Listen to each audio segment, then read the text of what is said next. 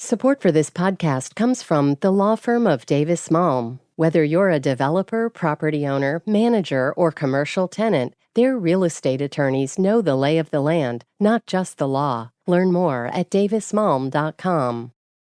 WBUR Podcasts, Boston.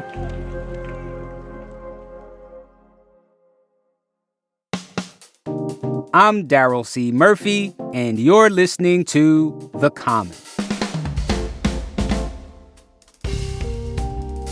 WBUR Education Reporting Fellow, Emily Piper-Vallillo. Welcome to The Common.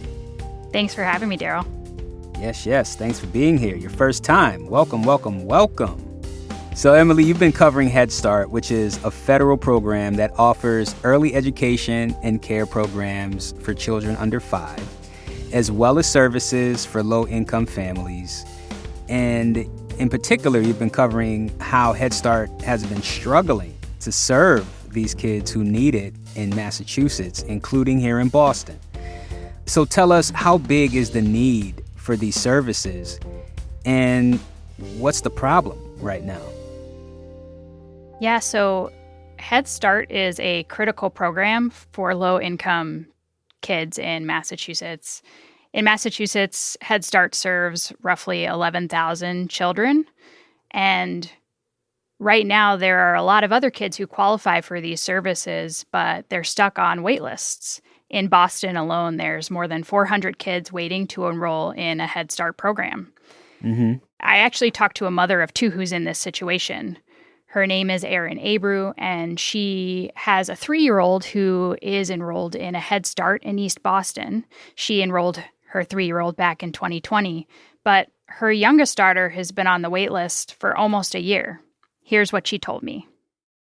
So it's kind of difficult because right now, I have a 11-month-old baby and I'm trying to enroll her here, but because they're so short staffed, it's kind of difficult.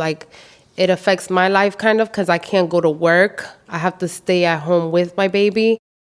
Yeah, that sounds like Head Start is addressing a huge need when, a parent needs them to be there in order for them to go to work. So tell me about this teacher shortage. Yeah, so as Erin mentioned, the Head Start centers in Massachusetts and nationwide are really struggling to hire enough teachers to fill their classrooms. And Head Start leaders say the problem is money.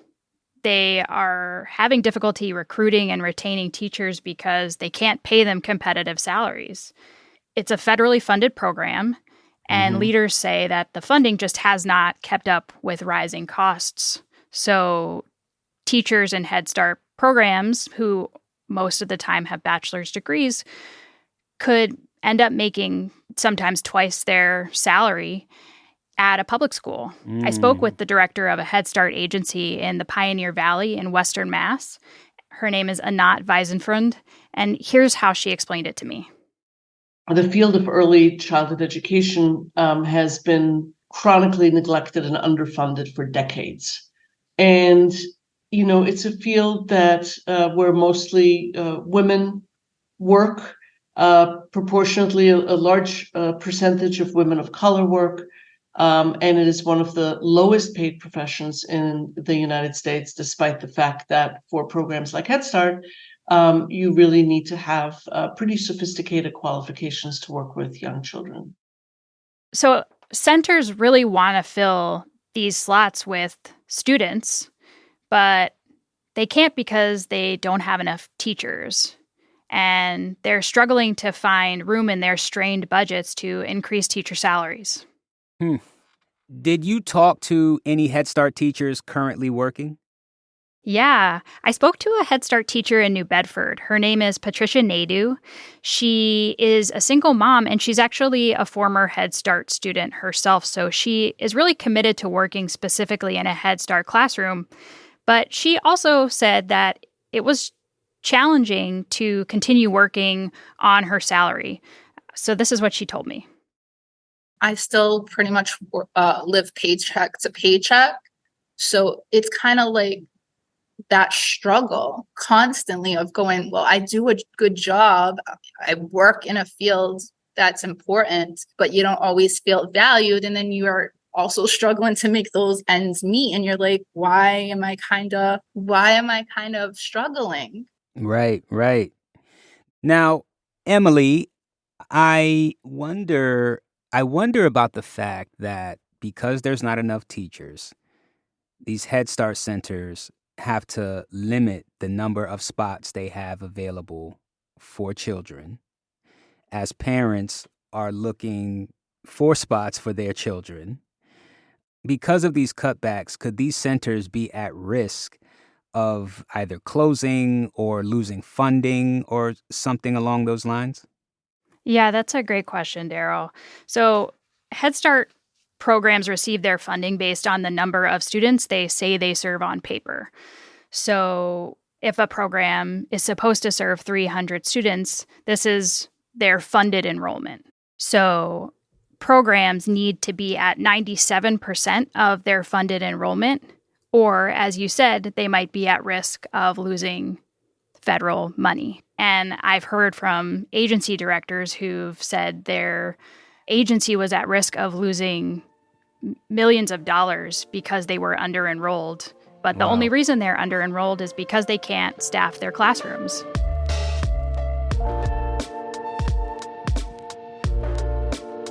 We're going to take a quick break, but we'll be right back.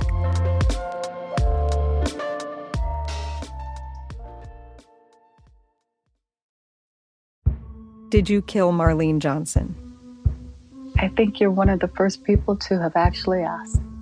From WBUR and ZSP Media, this is Beyond All Repair, a new podcast about an unsolved murder that will leave you questioning everything. Somebody should be in jail for murdering my sister. A woman who's never been believed. As long as they think I have done this, then they're not looking for who actually did this. And that's what makes it a cold case. No, it's a botched case. And a search for the truth, once and for all. Wow, it just gets more interesting. Beyond All Repair. Listen and follow wherever you get your podcasts. Be careful. You're digging in a place that's been very peaceful for a while. Do it anyway. Dig.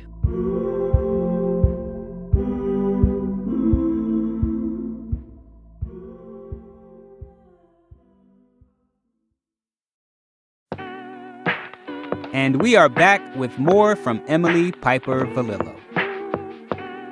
Now I wonder what's being done to help these centers. Yeah, so unfortunately, centers have, by and large, had to help themselves in some way. They're looking at within their budget to make room in any way that they can. And one of the solutions they are finding is to cut their program size, which basically means that they're just reducing the size of their program to permanently serve fewer students. In some cases, that looks like they're closing classrooms. In others, it means they're shutting down an entire center. And maybe in some other places, it's reducing class size. I want to just be clear that no kid who's currently enrolled in a Head Start program is being kicked out of that program. In most cases, the classrooms or centers that are being closed are places where they were already empty due to teacher shortages. What's changing now, though, is just that these programs are applying to the Federal Office of Head Start to officially reduce their enrollment so they can serve fewer kids.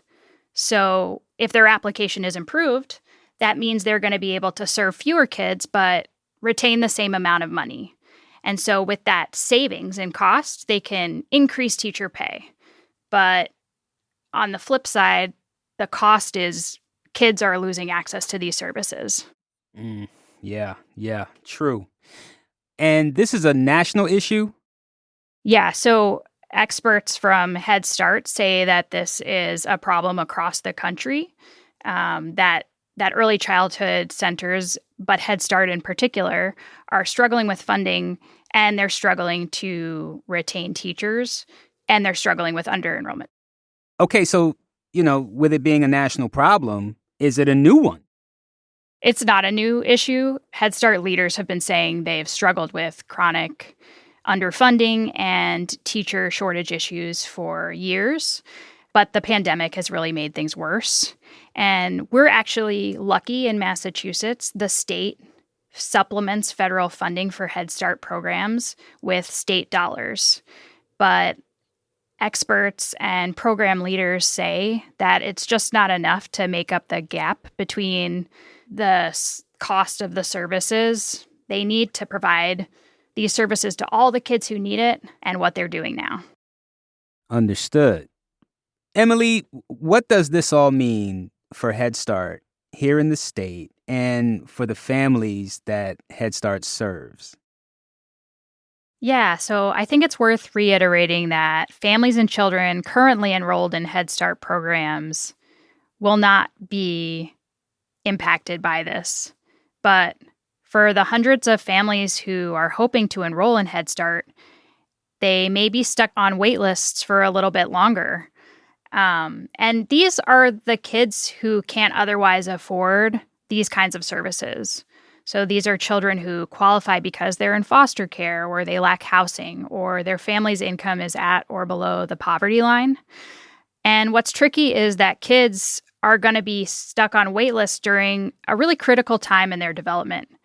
Research shows that the first 5 years of life are critical for physical, social, emotional, and cognitive development. So it's not really a time where you want to be stuck not receiving the services that you need and that you qualify for. True. Understood. Well, Emily, thank you so much for coming through to the Common and talking to us about this. I'm sure there's a lot of parents and caregivers out there who would appreciate this. So thank you. Thanks for having me, Daryl. That's WBUR Education Reporting Fellow Emily Piper-Vallillo. And that's our show for today. Thank you so much for listening to The Common. If you want to get in touch with us, feel free to send us a message on Instagram at WBUR The Common. You can also email us at thecommon@wbur.org. I'm Daryl C. Murphy, and I will talk to you tomorrow.